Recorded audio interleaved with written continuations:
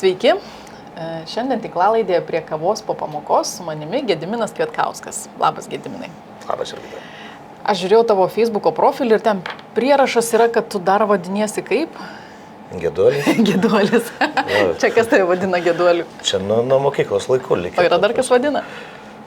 Likę kas ten, kokie senieji klasiokai. Aha. Tarkim, mokyklos karta, su kuria baigiam. Taip. Ten, iš to laikmečio. Sesers vaikai. Ir viskas.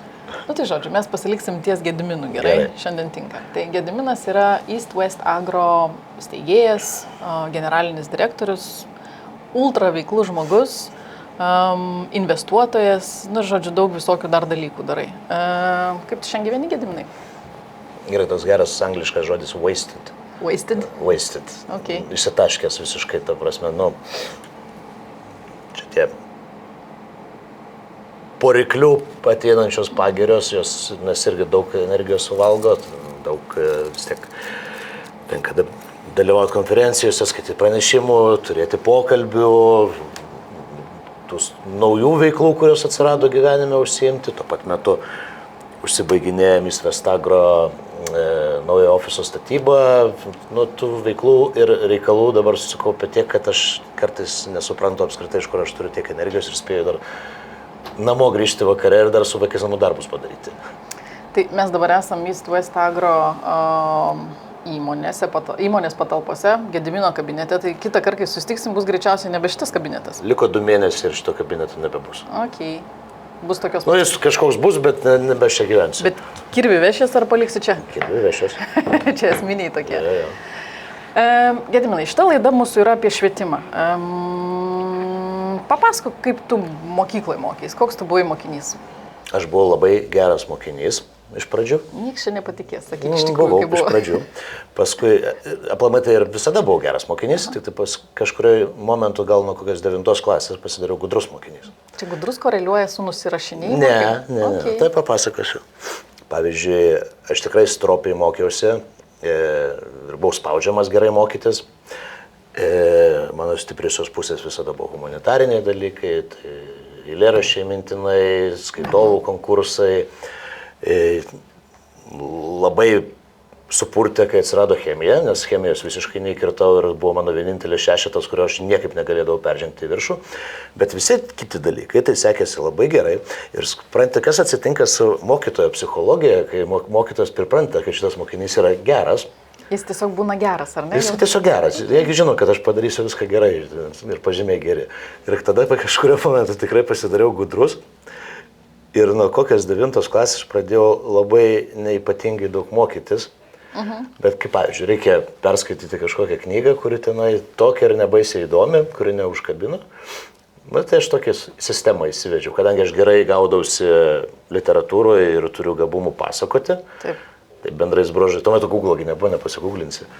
Kas 10 puslapį ten kažką pasižiūri, pagauni ten pagrindinę mintį, tada pasiskaitai dar aprašymą ten, kur galia būna. Nu ir iš to rašinėlį sukepti man užtenka, ta prasme, ten pusvalanduko gero. Ir nieks netikrina manęs, ar aš ten giliai žinau. Ir mokytoja neklausė, klausiu, manęs faktas, kad Gediminas skaitė. Bet tai žiūrėk, iš esmės tada reiškia, yra geri pagrindai buvo. Nu, ta prasme, tu įdėjai pastangų pradžioj, paskui jau ten, žinai, turėjom pamatus, ant ko galėjai statyti. Taip? Dabar, kai turiu savo vaikus, taip. Turiu turbūt išsigryninęs vieną tiesą, kurią ir mano vaikų mokyklos direktorius dabar yra man pasakęs. Labai svarbu, kas bus tavo pirmasis mokytojas pradinėse klasėse.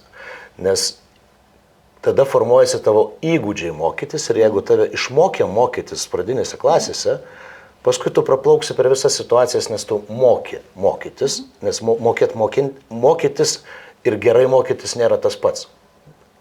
Taip. Na gerai, tai žodžiu, tu šitą buvai išmokęs dalį.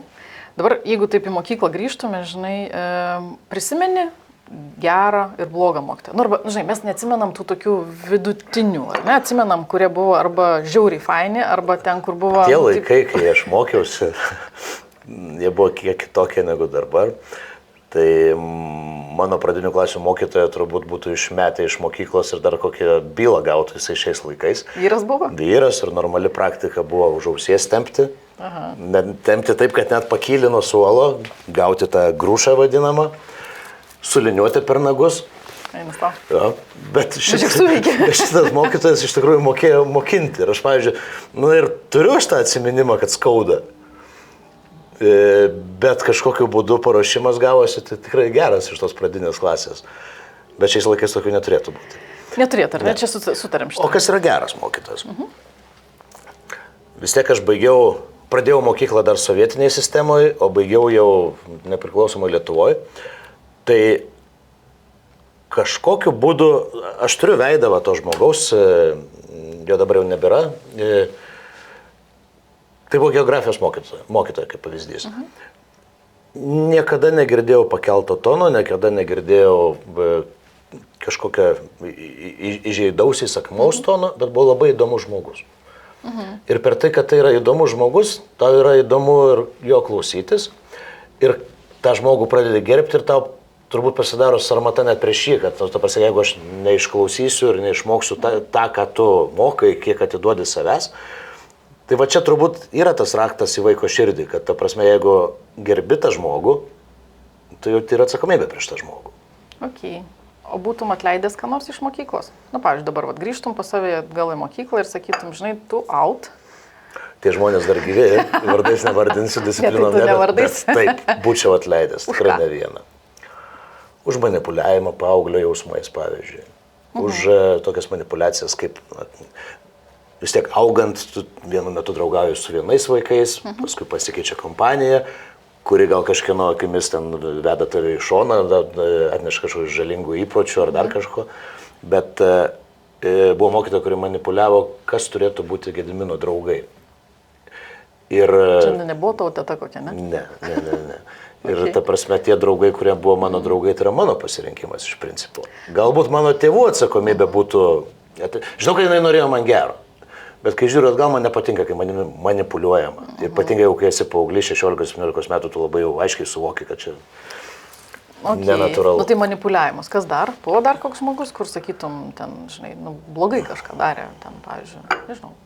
Numušė norą mokytis, nebuvo motyvuojantis, ar visi buvo faini pas jus? Ne, ta prasme visokių. Pavyzdžiui, mano aistra nuo vaikystės išsilaikiusi iki dabar yra istorija.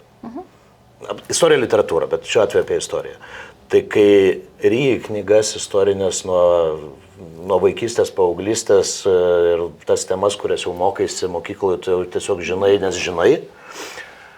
O mokytojas mokykloje dėsto tau suprantamas temas taip neįdomi ir tu net negali diskutuoti ir kelti klausimų, nes tais laikais kažkaip tai diskusijos pamokose būdavo mažai.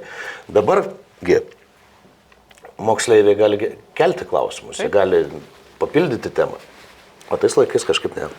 Gediminai, pasakyk man 3 savybės, kurias turėtų turėti mokytojas ir mes sakytume, kad tas mokytojas yra geras.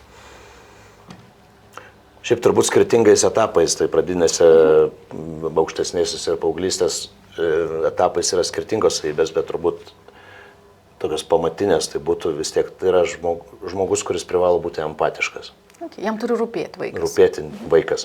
Taip. 20 vaikų, 40 vaikų, nes tau dažniausiai turi 200 kokius. Bet... Jo, ir ta empatija yra, aš neįsivaizduoju mokytojo, kuris būtų neempatiškas ir būtų pedagogas, jis turbūt neturėjo pasirinkti specialybės, jeigu taip yra.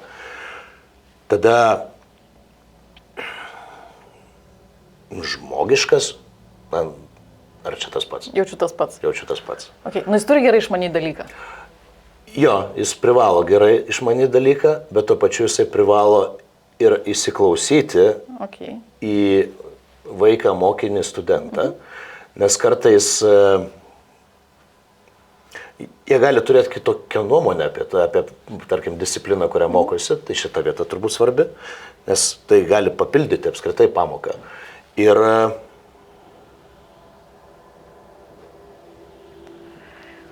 o svarbu, kaip pristatai pamoką. Pavyzdžiui, kaip pristatai dalyką. Jis turi būti įdomus. Geras. Va, būtent. Tai va, aš norėjau šito iš tavęs išgirsti, nes man atrodo, kaip tu vedi pats, arba, pavyzdžiui, kalbi kur nors, ar ne, labai svarbu yra, kaip tu tai darai. Taip. Tu žinai, vieną dalyką, tu gali žiauriai svarbius ir rimtus ir labai įdomius dalykus pasakyti labai neįdomiai ir gali pasakyti Gedimino stiliumi. Taip? Okay. Gedimino style. Nes iš tikrųjų, pat irgi, kai atsimeni viską, net tos disciplinos, kur man nesisekė, tarkim, ta pati chemija. Bet chemija vedė įdomus žmogus, to prasme, ir taip aš pergyvenau, kad aš nesugebu įkirsti, kaip ten tos formulės ten susirašo, ten, neišeina man.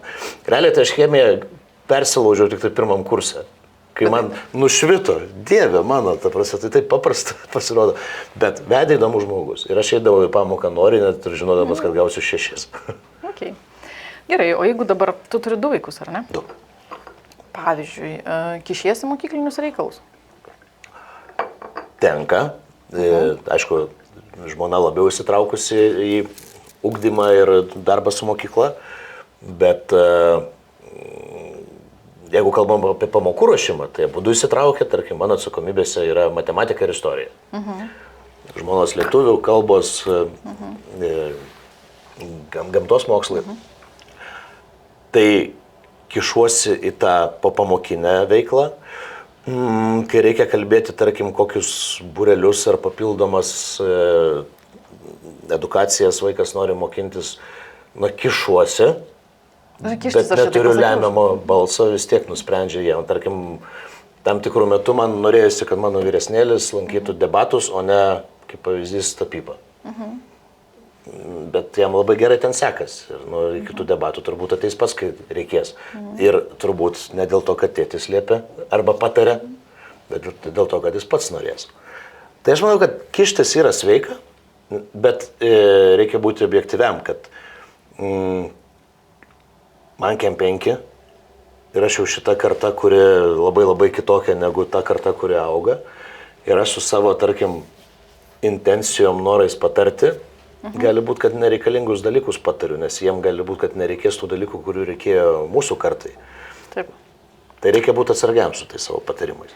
Tai žinai, mes čia visi dabar diskutuojam, žinai, ką čia mes mokinam, ar čia reikia, ar nereikia, žinai, audrų kyla labai daug.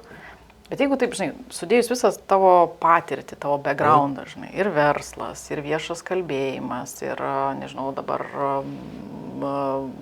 TV tos šou tema. Mentorystės. Mentorystės, dabar visko daug. Ir įsivaizduojam, kad nubraukėm tavo visą agro dalį ir sakom, Gediminai, norim bendradarbiauti švietimas ir verslas. Padaryk programą vaikui, ko reikia mokytis. Mes turim ten chemiją, biologiją, viskas tvarko, bet padėliokim, žinai, dar, ką čia pridėti? Ko reikia, mano manimu, sėkmingam žmogui? Bet čia vėl per savo perspektyvą kalbu.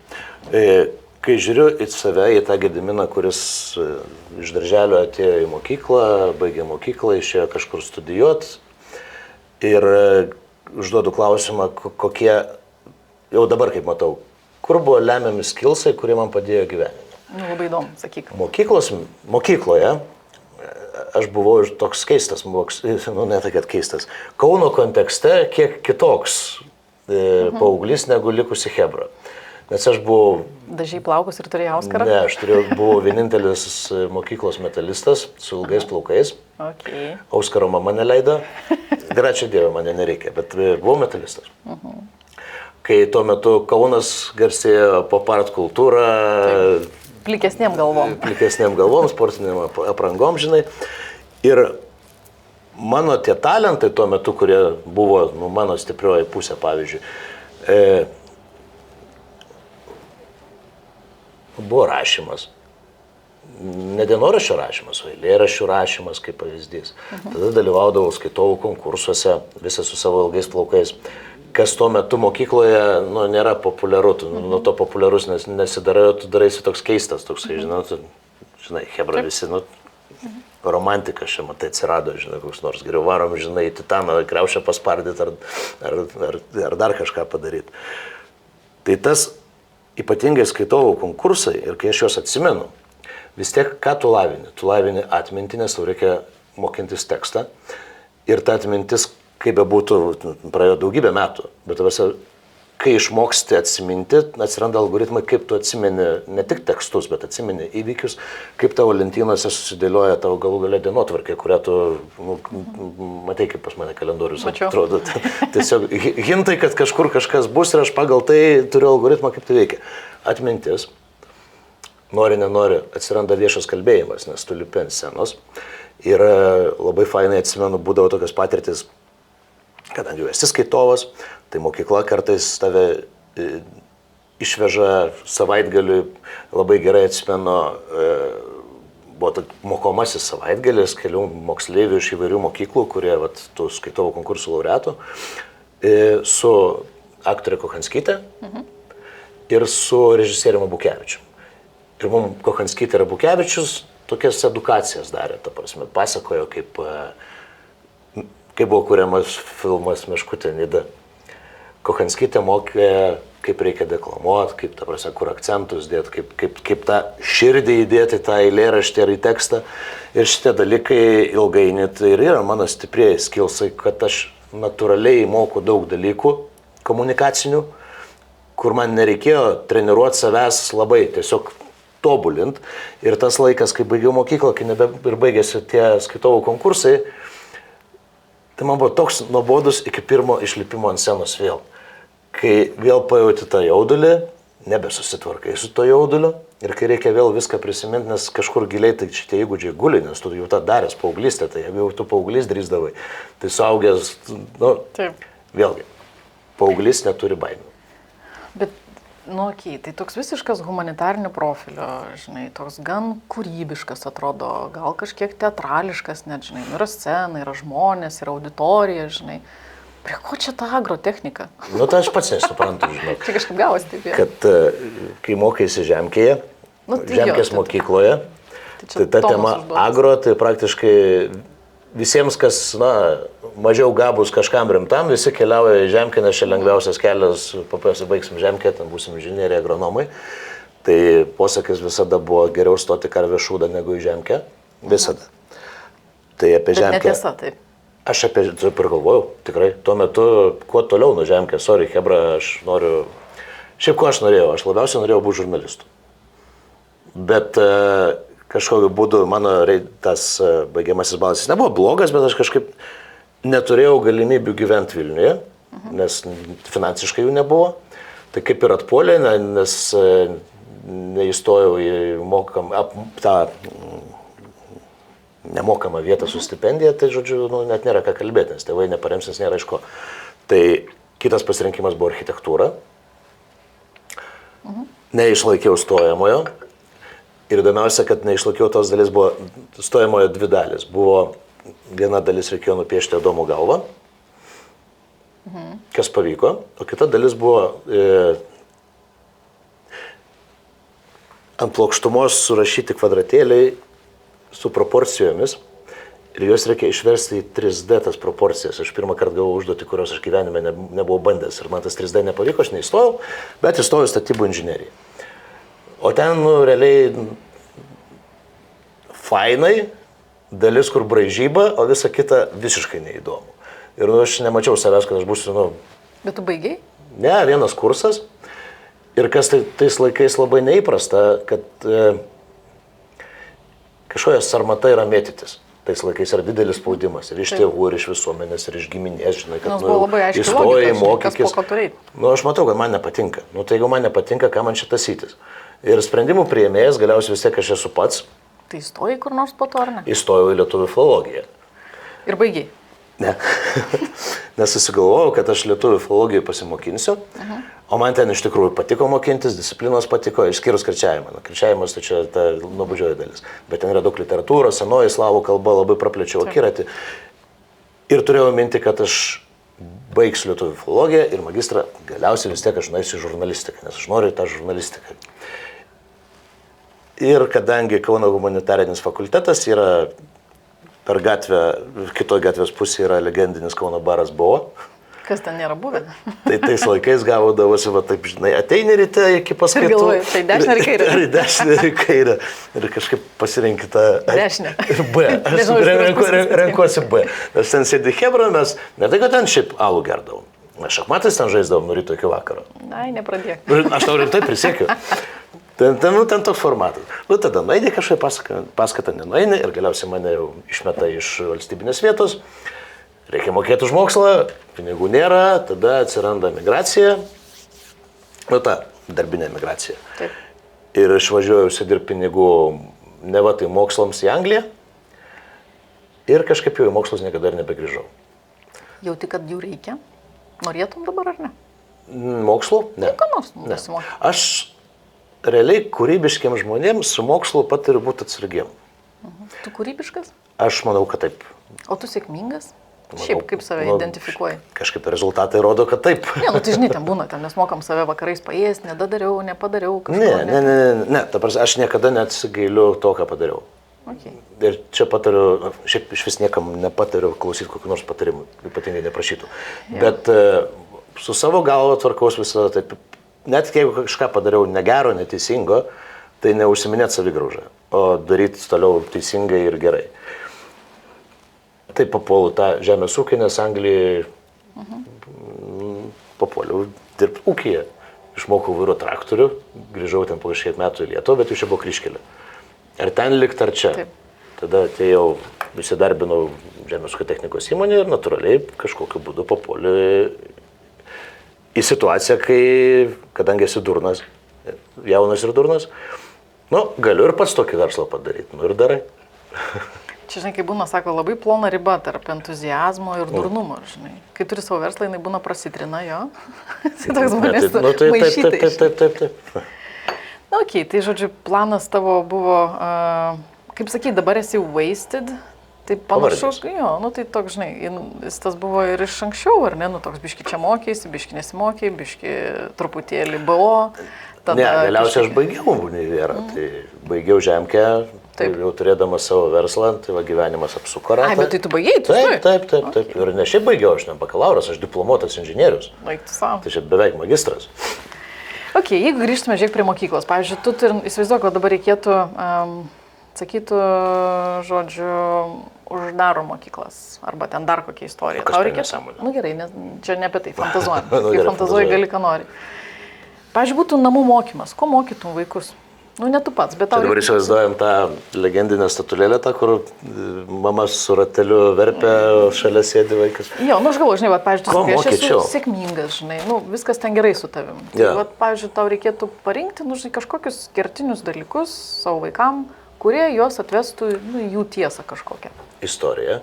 Ok, turim istoriją, kas dar? Literatūra ir kuo daugiau knygų, kuo įvairesnių knygų. Skaityti. Kas yra su mūsų mūsų vaikų karta labai jau sudėtingas reikalas, bet tai yra prievarta, privalai brukti knygą, nes knyga yra tavo ateities žodynas, knyga yra tavo ateities sąvokų turtingumas, tavo kalbos turtingumas. Net jeigu tu iš knygos neatsiminsi nieko, vis tiek vertė yra didžioji, kad tu tobulini savo kalbą. Okay. Istorija, literatūra, ne?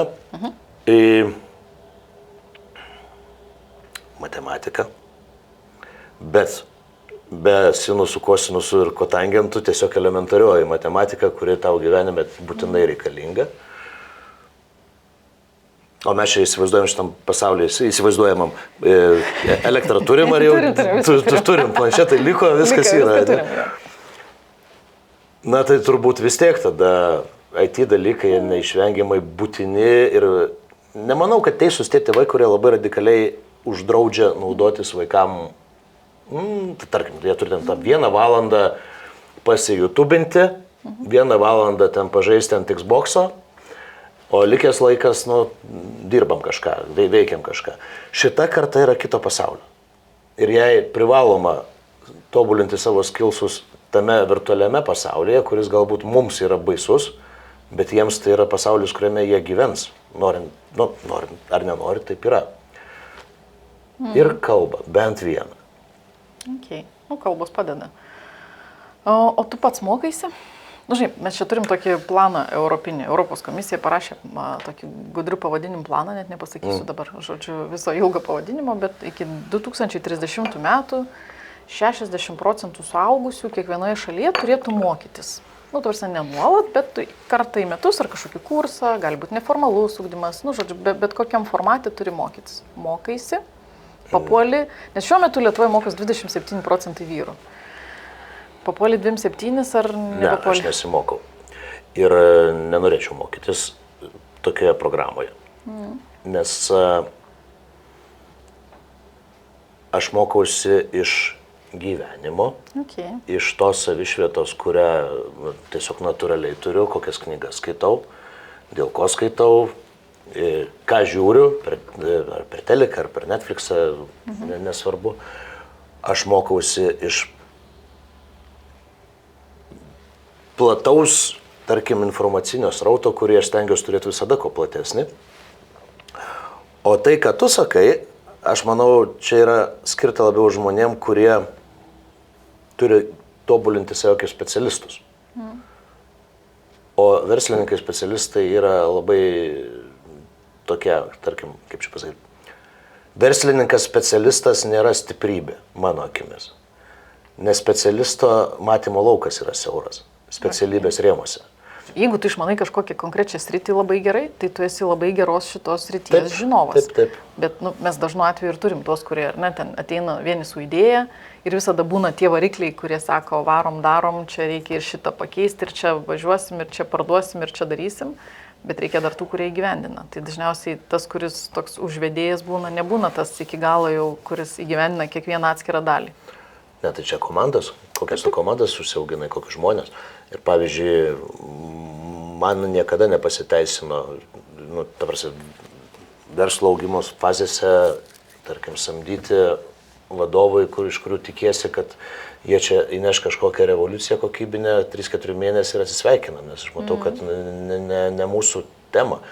Ir kuom džiaugiuosi, to jau nebepakartosi, nes jau verslas augo ir užaugo ir toliau auga, bet tie žmonės, kurie liko nuo pradžių, jie ir yra verslas stuburas, ta prasme, nes mes vienoj dvasioj. Mes supanašėjom ilgainiui, mes vienas kitą suprantam iš akių žvilgsnio. Tai lyderis visada turi būti ryškus ir įkvepiantis. Tai čia faktas, vadovėlinis, klišinis.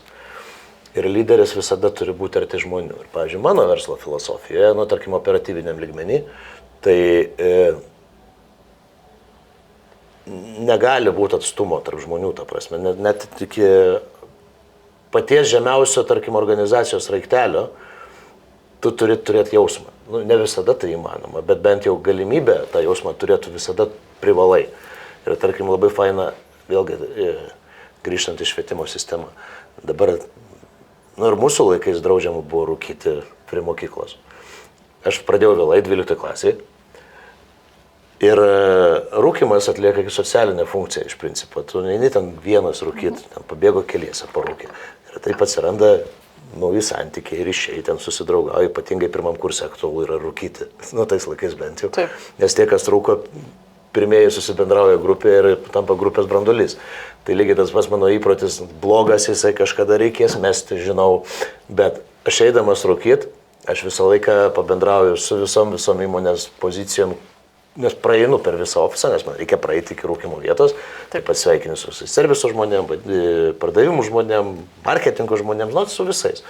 Tai lyderis nėra tik tai žmogus, kuris tempia, kuris veda, bet lyderis yra ir žmogus, kuris komunikuoja. O komunikacija, labai dažnai, kai kalbam apie komunikaciją, kalbam apie įmonių komunikaciją į išorę. O komunikacija į vidų yra labai apleista tema. Tai aš šitą vietą labai stengiuosi akcentuoti, kad komunikacija yra ir į vidų, ir jinai yra dar svarbesnė negu į išorę kitą kartą. Čia kai sako, ne, kad visi turi būti on the same page, ne? Čia šitas pasakymas, kad suprastų, kur dirba. Na gerai, Gediminai, ir šiaip, jeigu taip, jūs pats sakai, grįžkime į švietimo sistemą, tai viskas gerai su mūsų švietimo sistema, ar ne? Labai blogai. Nepradėk dabar. Labai blogai su švietimo sistema. Kas negerai? Labai panašiai kaip su žemės ūkiu. Kadangi čia man abi dvi temos artimos. Tai kai keičiasi vyriausybės, yra dvi karstos kėdės, į kurias nieks nenori eiti ir ilgiausiai užtrunka paieškos. Tai yra švietimo ministras ir žemės ūkio ministras. Nes šitos dvi sritis, kuom jos panašios politiškai, neturi politinio tęstinumo. Jokio. Vos kiekviena kadencija atėjusi keičia kryptį, ten prieš tai buvę viską darė ne taip, dabar darysim taip. Ir vyksta tos revoliucijos, nuolatinės revoliucijos teisingos krypties paieškose.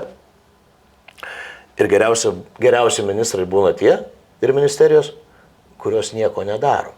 nes tada netrukdo veikti sistemai švietimo arba žemės ūkio. Ir tai yra blogai. Nu, bet jau kas blogai, tu įvardink man, kas yra negerai su švietimo sistema. Nu, šiaip, pavyzdžiui, kas yra negerai? Nu, aš žinau, kad tau apie agro dalį... Ne, agro nuimam. Nors, pavyzdžiui, apie ją galima kalbėti irgi, nes, pavyzdžiui, agroinžinerijos specialybė išnyko. Universitetinė. O poreikis yra. Tai jau indikuoja, kad yra blogai. Bet jeigu grįžtame į mokyklas, pavyzdžiui, labai skiriasi skirtingų mokyklų moksleivių paruošimo lygiai. Tai reiškia, ne visi turi teisę, ne visi vaikai turi teisę, lygiavertę teisę į normalų mokymą. Tada turim problemą su pedagogais, kurių turim didžiulį trūkumą. Tarp nesutinku, kad mes dabar turim didelę bėdą su žemais atlyginimais. Taip, tai yra eskaluojama, bet kai pasižiūrė vidurkas, nes nesenai teko gilintis, tai nėra jau ten taip blogai su tais atlyginimais. Sakai, normalūs atlyginimai yra. Jie jau nebėra maži ir žeminantis, ta prasme, ir vis tiek tendencija yra, kad jie didės ir didės.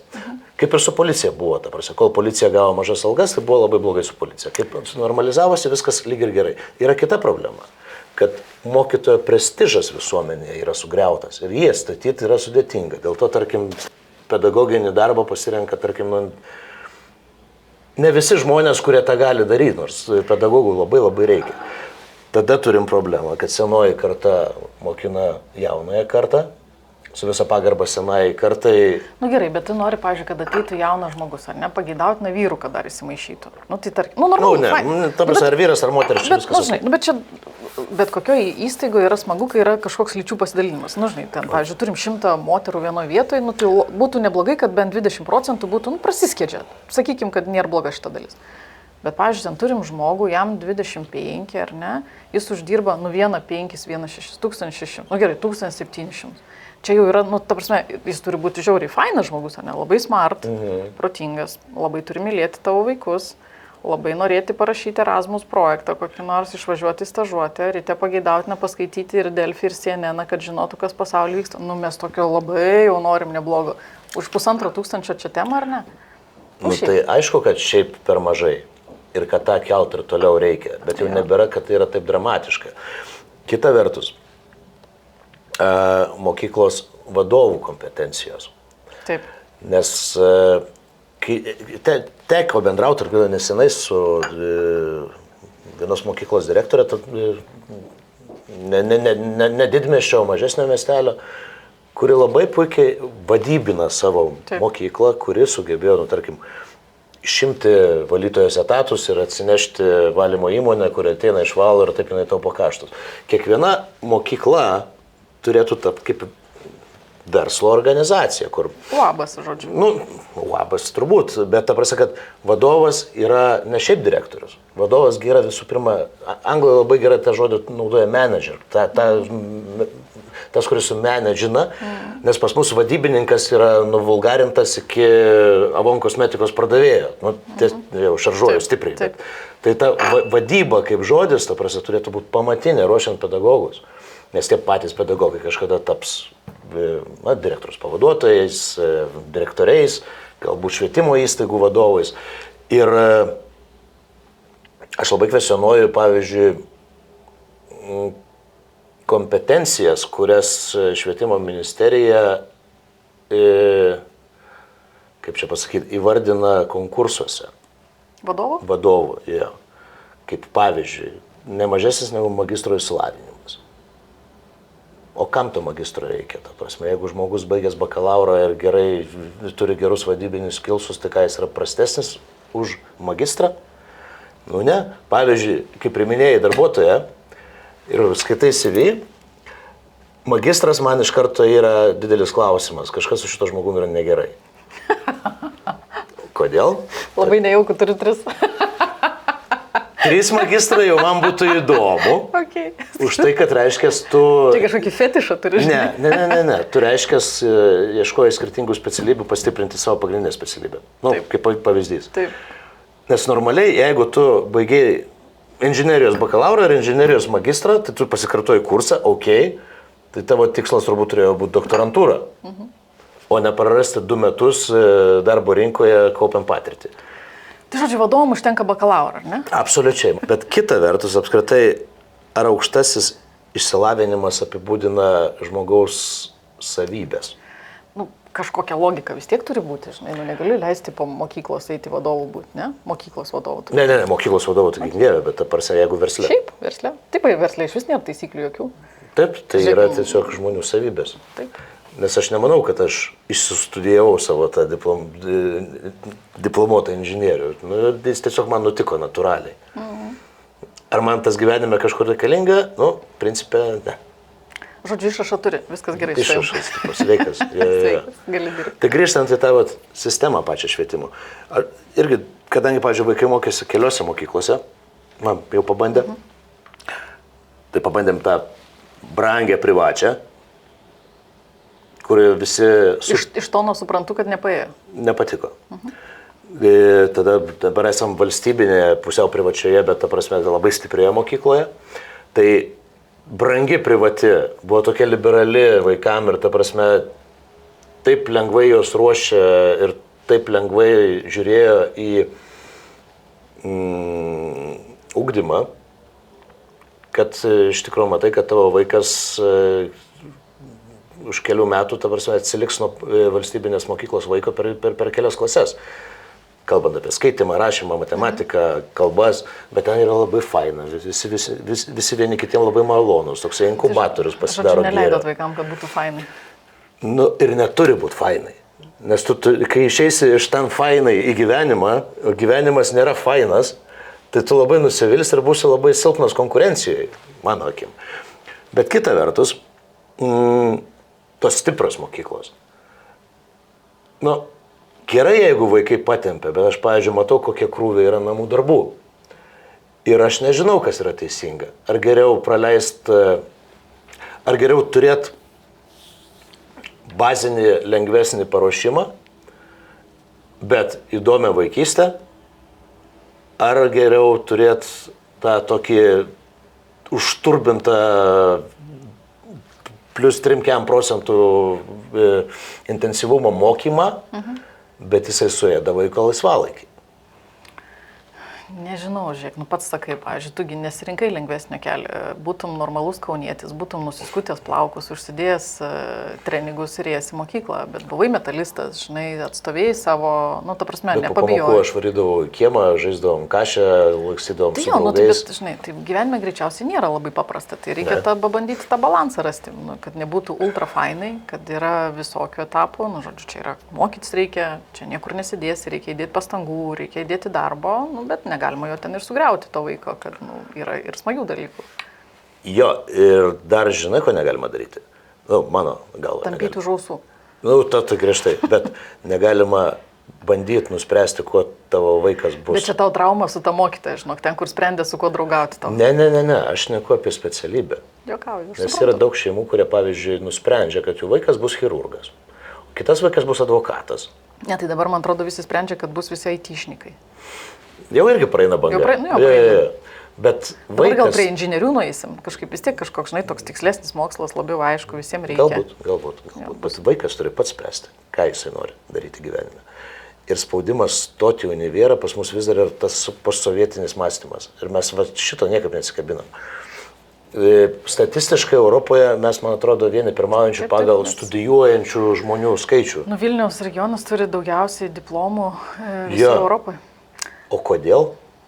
Kur koledžo institutai, kur, pavyzdžiui, nu, kam to universitete? Taip, kam siekti to diplomų dėl diplomų? Su vienu mokslininku nesenai kalbėjom, sako, žinai, anksčiau būdavo labai aiški logika, žinai, mokykla, universitetas, darbas, pensija, mirtis. Santuoka, nu taip, žinai, viskas labai logiška. Žinai, sako, dabar toks chaotiškas laikas, kad realiai liko garantuotai tik mirtis, žinai, nu, visa kita tai beleką. Bet kam tą daryti iš viso? Kodėl abiturientas turi žinot, kur jis įstoja? Abiturientas yra, mano atveju, kaip aš identifikuoju ir ačiū Dievui, kad aš pasipriešinau sistemai, dabar ir padariau tai, kaip aš norėjau ir man atrodo teisinga. Nu, mane spaudė, kad aš turiu stoti. Ir aš šitą statybos inžineriją stojau dėl to, kad man liepia, spaudžia visi mokytojai, tėvai, draugai, kas tu, loseris blemba, kad tu nesimokysi. Nu, bet galai pažymėjimą, Gediminas. Nu, taip, bet ką man jo reikia? Ir aš kvestionuoju patį klausimą, kad spaudimas ir tas streso lygis, kurį patiria abiturientas arba 11-okas, kad tu būdamas 17 privalai apsispręsti, kuo tu būsi, kas iš principo yra nesveika, žalinga, leis žmogui atrasti save, atrasti savo stiprybės, silpnybės, pabandyti to, pabandyti ano, nuvažiuoti į Australiją, nežinau, bare padirbti pliaže kažkur. Ir per tą atsiskleidžia žmonių laisvę ir jie matydami pasaulį, jie gali suvokti, kad 25 metų staiga supratau, kad aš, blemba, aš geras architektas būčiau ir aš 25 metų stoju univerą. Tai Gediminai, kas tu esi geras? Tau dabar sakai, kem 5, 45, apibūdink save. Kas tu esi geras? Nu, kame geras? Čia, žinai, savigyra prasideda. Nu, prašom, scena tavo. Ne, nu, taip, nekukliai, objektyviai, aš manau, aš esu geras komunikacijoje. Taip. Aš manau, kad aš esu geras rinkodaroje. Taip. Aš manau, kad aš esu natural born leader. Gerai. Kad aš geras tame, kad neturiu didelių lūkesčių, didelių planų, kad neplanuoju labai toli į priekį, kad moku gyventi šią akimirką. Ir kiekvienam interviu tą įkišu ir čia įkišiu. Pamatinis dalykas, kurį man tarp kitko įdėjo mokykla ir skaitovų konkursai, nes reikėjo daug literatūros. Nuo 11 klasės įsirėžė galvoje Mačernio citata: reikia mokėti gyventi dužtančiuose formuose. Aš galvoju, sakysi kitą, aš pažinau karalių savyje. Žinai šitą? Ne. Mačernio, nežinai lėraščio? Ai, jo. Galvoju, šitą cituosiu, žinai, bet ne. Ne šitą. Ir ta prasme, kame tu geras? Geras tame, kur tau sekasi. Yra ir blogų dalykų. Tai žodžiu, taip ir palinkėkim savo, rasti savo kelią, būti geriems kažkokiose srityse, turėti pakankamai laisvės, neapkrauti vaikų, truputį įtampos, visiems nepatrukdo, bet žodžiu, kad neturėtų jos būti per daug. Tai ačiū Gediminai tau už pokalbį šiandien. Taip, trumpai viskas. Ne, tai galim toliau. Kažko nepasakėm, tai va prisimenu, kažko nepasakėm. Kažko trūksta dar.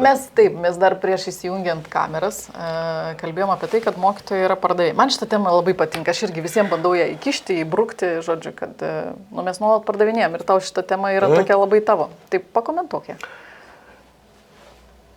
Aš moksleiviams savo tam tikrose paskaitose, ne tik moksleiviams, ir studentams tarsi bandau įteikti vieną teiginį, kad mes visada kažką parduodam. Kiekvieną dieną mes užsiemam rinkodarą, marketingu ir kažką parduodam net savo buityje.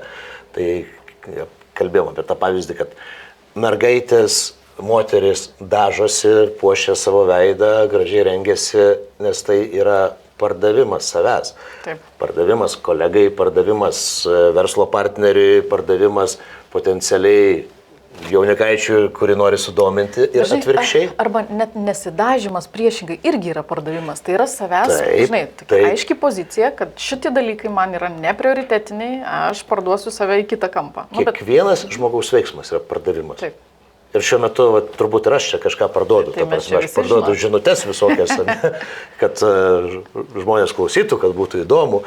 Ir tas pardavimas, grįžtant į mokytojo profesiją, tu teisingai labai pasakei, pedagoginiam turėtų būti mokoma pardavimų bent jau pagrindų, rinkodaros bent jau pagrindų, nes rinkodara irgi yra kiekviename gyvenimo žingsnyje. Kvepalai yra rinkodara. Ta prasme, viskas, ką tu darai, yra rinkodara, tik tai yra pasąmoniniai dalykai.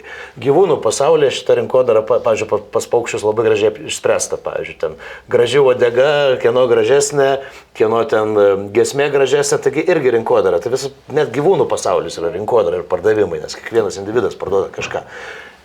Į mokyklas būtina taip pat atnešti disciplinas kaip privalomas rinkodara pardavimai ir aš žiauriai akcentuočiau viešai kalbėjimą. Tai čia kalba tas, kuris ant scenų stovi ir kuris skaitovų konkursuose kalbėjo, bet aš tau pritariu, žinok. Bet kad aš investavau vienu momentu prieš kokią 13 turbūt metų į savo viešai kalbėjimą. Pasirinkau mokytoją, tikrai intensyviai mokiausi, kol pereini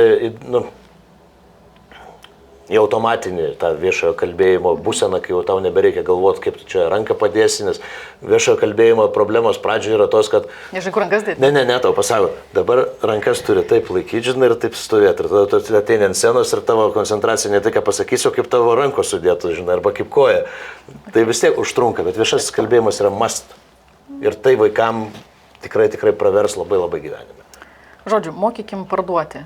Neblogąją prasme, nes mes pardavėjus irgi, žinai, taip įsivaizduojam, kaip, ta prasme, su visa pagarba turgaus pardavimams, nes man yra tekę tai daryti, bet, žodžiu, kad, žinai, toks atrodo paprastas, bet iš esmės tai labai daug dalykų ant šito stovi, žinai.